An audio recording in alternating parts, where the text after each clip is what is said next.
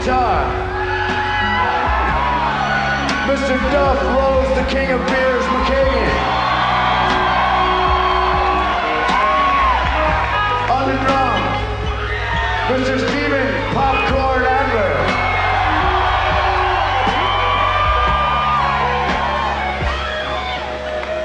On the white guitar, over here, been with him for 13 years, is Mr. Izzy Stradlin.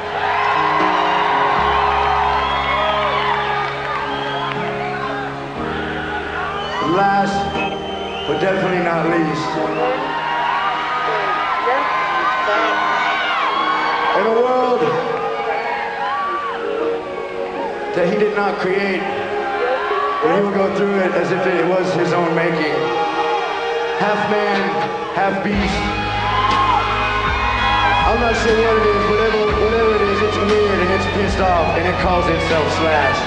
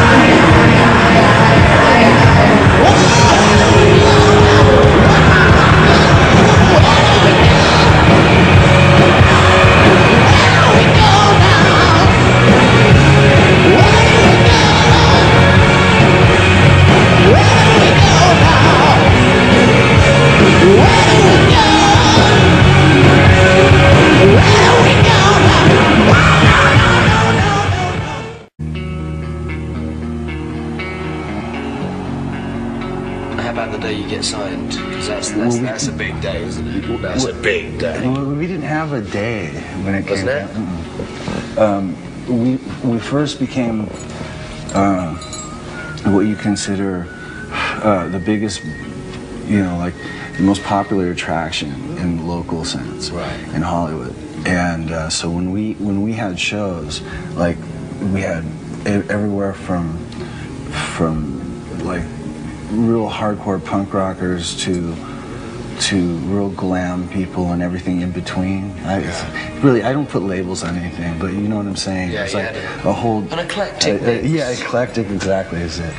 And we had these powerhouse shows, and we were just we just happened to attract an audience that during the time, it was the 80s, and the only thing you had, it happened to be the perfect time and more or less the perfect place as a forum for a band like us who was totally against like the culture club.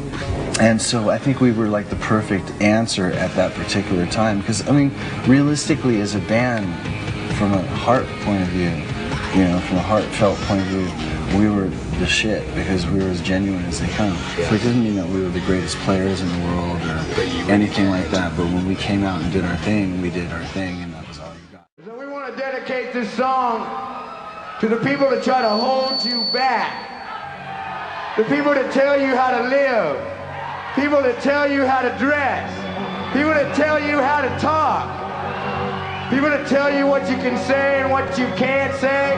I personally don't need that. I don't need that in my life. Those are the kind of people that get me down. They make me feel like somebody out there is out to get me.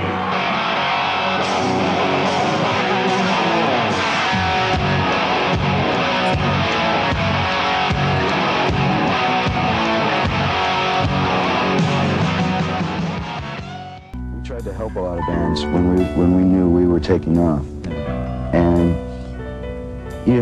some of the bands that we were helping, I don't want to name names or anything, ended up getting very jealous because they were having to kind of exist in our shadow a bit, and that was really hard because we were we could have given the gigs to somebody else.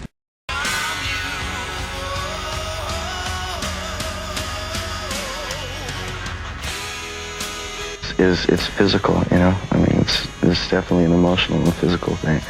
That's where it comes from. It's like, you get to one part and then you want to, I can't put it into words really what it is. It's just a feeling. Is one of the most emotional guitar players that I've ever met or ever seen. And coming from Indiana, I used to play with this guitar player named Paul, and I learned about blues and emotionalism and stuff through him, and he was a big Page fanatic.